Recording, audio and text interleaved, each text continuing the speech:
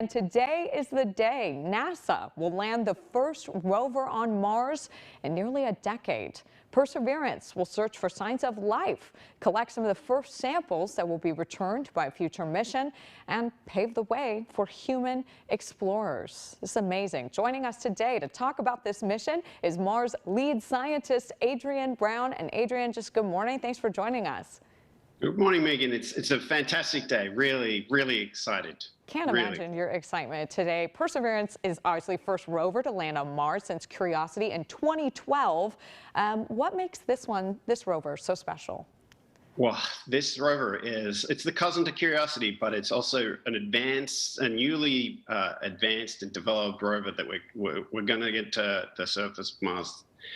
So this one is really very exciting because the landing site where we're going to is very old, and we're looking for signs of biosignatures. So that's where we have signs that life was present on Mars in the past. And so that's what the most exciting thing about this mission is. So if we're able to find those type of biosignatures, that would be a real game changer for not just me or NASA, or that would be a real game changer for everybody to think about. Wow. And you mentioned the site that it will be landing on. You think that it was an ancient lake bed. So maybe at one time you think it had water.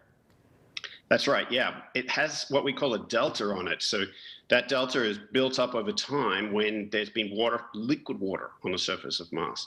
So there's no more liquid water on Mars today. So we want to understand why that happened, when the water disappeared from Mars. And so this place where we see this delta is the perfect place to find out why water was present on Mars and then suddenly disappeared, and what that implied for the possibility of life as well. If there was life present, maybe that disappeared at the same time as the water. So it's a very fascinating landing site for that reason.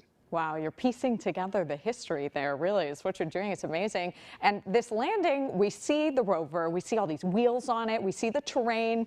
Is this easy, or is this going to be a little tricky maneuvering here? Yeah. So this is really a very challenging type of engagement. We haven't done this for 10 years. It's taken us 10 years to get our nova in some ways.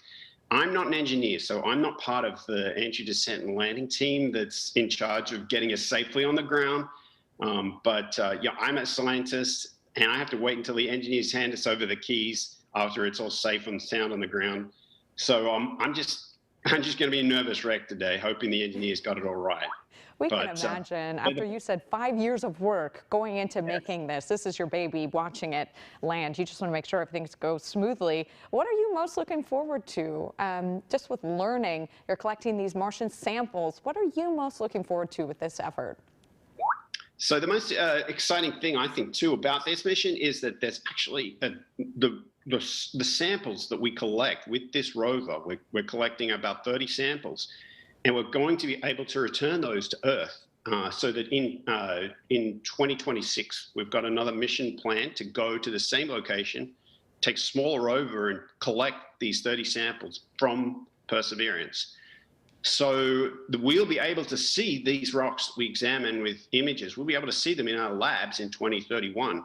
And so for students in high school or college now, they could be the first to crack open these samples in the lab and work on them and analyze them here on Earth, which is so super exciting.